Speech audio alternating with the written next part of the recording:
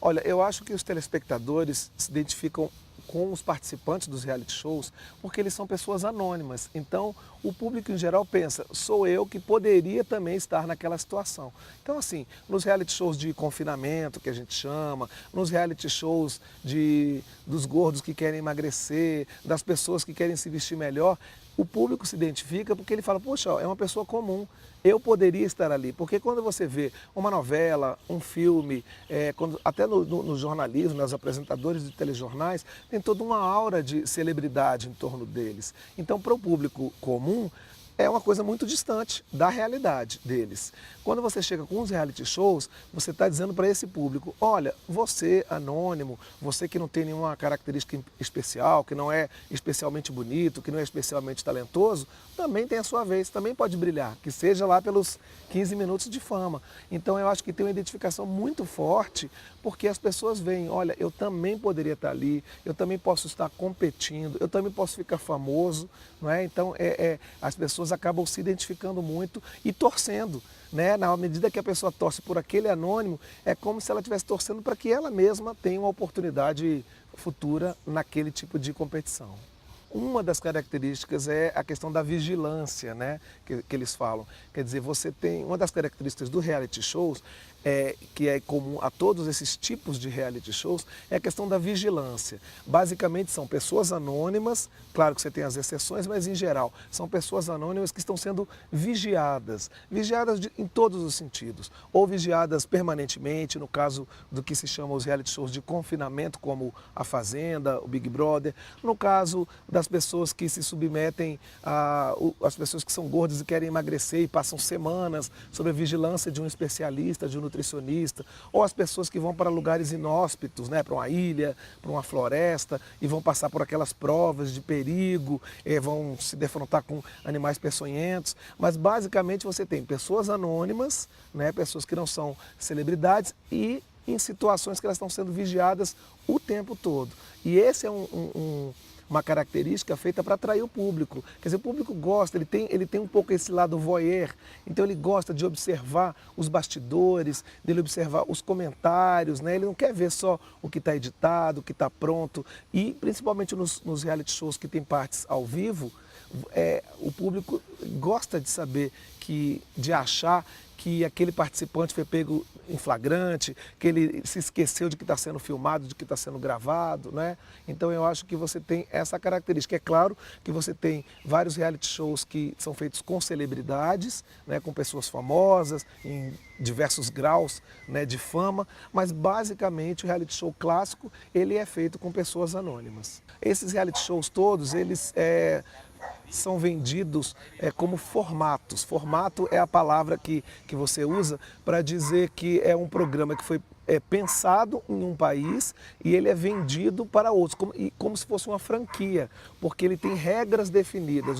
A televisão, a emissora que compra um formato desse, de um reality show, ela tem que seguir várias regras. Às vezes, assim, o cenário é o mesmo, o tipo de participante é o mesmo, as regras do jogo são as mesmas, né? Então, se você tem empresas desenvolvedoras desses formatos, não é? Em países da Europa, nos Estados Unidos, e elas vão vendendo para cada emissora e geralmente tem um funcionário ou uma equipe que acompanha a adaptação que é feita em outro país, né? Porque eles têm que ter certeza de que pelo menos as regras principais estão sendo seguidas por aquela emissora que vai fazer a adaptação.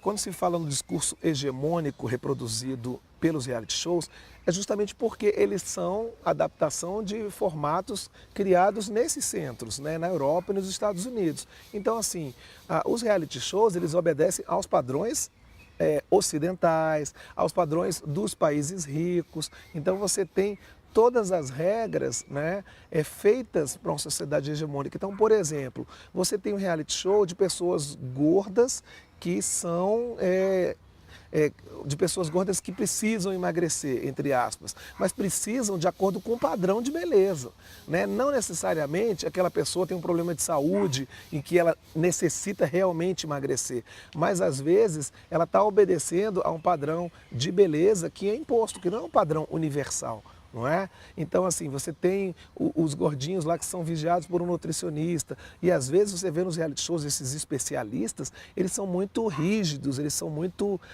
brutos às vezes com os participantes, né? Então, quer dizer, a pessoa, outro tipo de reality show que tem muito hoje em dia na televisão, as pessoas que em tese são mal vestidas e aí vem um ou dois especialistas para dizer como essas pessoas devem se vestir. Mas nesse caso também os padrões são os padrões hegemônicos, são os padrões ocidentais, são os padrões da moda capitalista, quer dizer, você não leva em conta nem as diferenças culturais, nem as diferenças entre países, nem as diferenças entre classes sociais. Então, assim, geralmente são os familiares ou os amigos daquela pessoa que indicam para o canal de televisão que aquela pessoa se veste mal, que ela deveria se vestir melhor, mas ninguém leva em conta, por exemplo, como é que a pessoa se sente bem se vestindo, não é? Será que ela precisa seguir esse padrão de moda? Será que ela precisa seguir o que as pessoas acham que é certo se vestir? Então é nesse sentido que a gente fala de padrões hegemônicos ditados pela sociedade. Você abandona o individualismo, você abandona os gostos individuais e você parte para gostos padronizados, gostos coletivos e que você tem a ajuda desses especialistas, que eu até questiono, né? Como é que um especialista desse se presta a um papel desse de querer uniformizar os comportamentos e você acaba tirando características que poderiam ser características igualmente enriquecedoras. Os reality shows acabam sendo muito conservadores também por conta desse padrão hegemônico, não é? Então, assim, o reality, tem um monte de reality shows de pessoas solteiras que querem se casar. Mas, na verdade, você está, mais uma vez, reforçando a ideia de que o casamento é uma coisa natural, é o caminho natural das pessoas. Quer dizer, você desconhece outras formas de união, união não religiosa, união não civil, união informal. Quer dizer, então, mais uma vez, os reality shows acabam seguindo as regras padronizadas, né? De casamento, de beleza, né? Então você tem lá os reality shows de aspirantes a modelos. É só você olhar para que tipo de pessoa está ali aspirando a modelo. Reproduz exatamente a beleza, a cor, a altura, né? Quer dizer, os reality shows não têm espaço para diferenças culturais, diferenças sociais e diferenças de nenhum tipo. Eles reproduzem os padrões que são ditados pela sociedade. Aquela coisa que a gente fala, né? Um padrão ditado por uma minoria que acaba virando uma maioria. Quer dizer, a maioria das pessoas, elas nem conseguem seguir esses padrões. Na verdade, eu acho que esses padrões são inatingíveis. Muitos desses padrões, você não vai encontrar ninguém que corresponda a eles. Mas programas como os reality shows acabam reproduzindo. Então, por exemplo, no Big Brother, quando eu estudei o Big Brother, eu vi que tinha um negro no meio de 14 ou 16 participantes. A classe social era mais ou menos homogênea, né? O tipo físico das pessoas era mais ou menos homogêneo. Então é isso, são programas que são conservadores nesse sentido. Não há espaço para a diferença. Os reality shows têm uma característica interessante porque eles têm elementos de outros programas. Então, assim, foi uma novidade que surgiu no Brasil no ano 2000, mas eles têm elementos de programas que já são conhecidos do público. Então, isso facilitou com que o público gostasse desse gênero. Então, assim, tem elementos de telenovelas, elementos de programas de auditório, elementos de programas esportivos, né? Tanto em termos de imagens, de edição de imagens, quanto em termos do conteúdo. Então, assim, é um produto novo, e um produto novo, em tese, ele levaria anos, né, para o público se acostumar, mas pelo fato dele ter esses elementos de programas que as pessoas já estão acostumadas, isso facilitou muito a aceitação dos reality shows por parte do público brasileiro. Eu acho que os reality shows, eles só poderiam existir na época da internet, entendeu? Sem internet, os reality shows seriam outra coisa.